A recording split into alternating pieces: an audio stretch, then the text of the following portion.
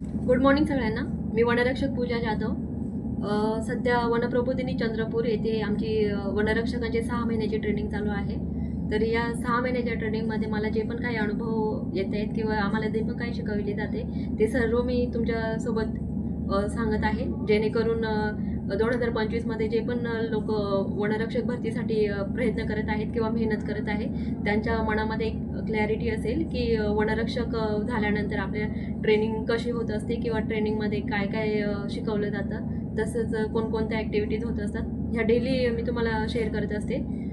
तर आमचं पूर्ण आठवड्याभराचं टाईम टेबल ठरलेलं असतं. जसं की सोमवारपासून ते शुक्रवारपर्यंत आमचं पी टी सेशन होतं. सॅटर्डेला आमचं ड्रिल घेतलं जातं. त्या रविवारच्या दिवशी आम्हाला सुट्टी दिली जाते. तसेच पूर्ण दिवसभराच्या टाईम टेबलमध्ये आम्हाला कोणकोणत्या ॲक्टिव्हिटीज कोणकोणत्या वेळेला असतात याबद्दल मी तुम्हाला थोडक्यात सांगते. तर सकाळी आमचं पी टी सेशन असतं. सकाळी 6 वाजता आमचं पी टी सेशन असतं. त्या पी टी सेशनमध्ये आमची रनिंग घेतली जाते. 5 किलोमीटर रनिंग असते. त्यानंतर जे व्यायामाचे प्रकार आहेत ते व्यायामाचे प्रकार घेतले जातात.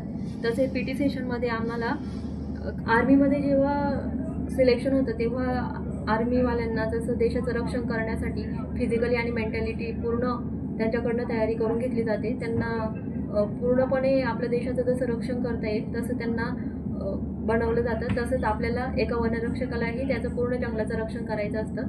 त्या जंगलाचं रक्षण करण्यासाठी त्याला पण मेंटली आणि फिजिकली फिट राहणं गरजेचं असतं. त्यामुळे पी टी सेशनमध्ये आपल्याला सैनिकांसारखंच ड्रिल्स वगैरे घेतल्या जातात. त्याची प्रॅक्टिस घेतली जाते.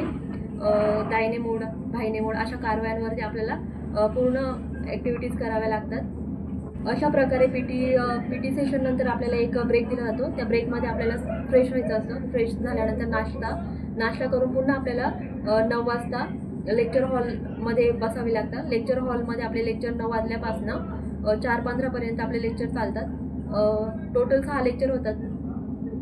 लेक्चर 4:15 नंतर आपलं लेक्चर सुटल्यानंतर आपल्याला पुन्हा 5 वाजता स्पोर्ट्स सेशन असतं. या स्पोर्ट्स सेशनमध्ये आपल्याला विविध प्रकारचे खेळ शिकवले जातात. जसं kabaddi, kho kho, tennis ball, volleyball, थाळीफेक, गोळाफेक, भालाफेक अशा प्रकारचे अनेक खेळ असतात. या खेळामध्ये आपल्याला पार्टिसिपेट करणं कंपल्सरी असतं प्रत्येकासाठी. तर काही नाही, खूप जास्त मजा येते. टोटल वेगवेगळ्या जिल्ह्यांचे मुलं एकत्र येतात. खूप छान मजा वाटते खेळायला. अशा प्रकारे स्पोर्ट्स सेशन झाल्यानंतर आपल्याला पुन्हा एक ब्रेक दिला जातो. ब्रेकनंतर 7:55ला आपलं एक नाईट रोल कॉल असतो. त्यामध्ये आपल्याला रिपोर्टिंग द्यावी लागते.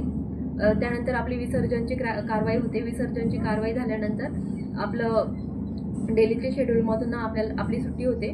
सुट्टी झाल्यानंतर आपण शेजारीच मेस वगैरे पण आहे. त्या मेसवरती जाऊन जेवण झाल्यानंतर आपलं पूर्ण डेली शेड्यूलमधून आपण फ्री होतो. त्यानंतर अशा प्रकारे सकाळी 6 ते संध्याकाळी 8 वाजेपर्यंत आपलं पूर्ण बिझी शेड्यूल असतं. या बिझी शेड्यूलमध्ये ज्या पण काही गोष्टी होतात त्या मी तुम्हाला सांगितलेल्या आहेत.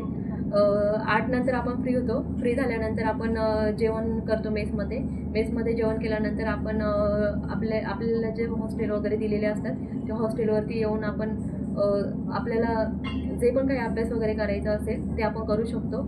किंवा पूर्ण म्हणजे थोडक्यात अशा प्रकारे आपल्या पूर्ण दिवसाची प्लॅनिंग असते वनरक्षकाच्या ट्रेनिंगमध्ये. तर आजचा व्हिडिओ आपण इथेच थांबूया.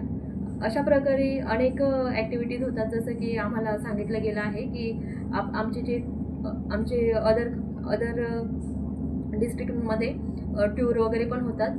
तिथली जी पण काही माहिती मला मिळेल मी ती तुमच्यासोबत रोज शेअर करत आहे.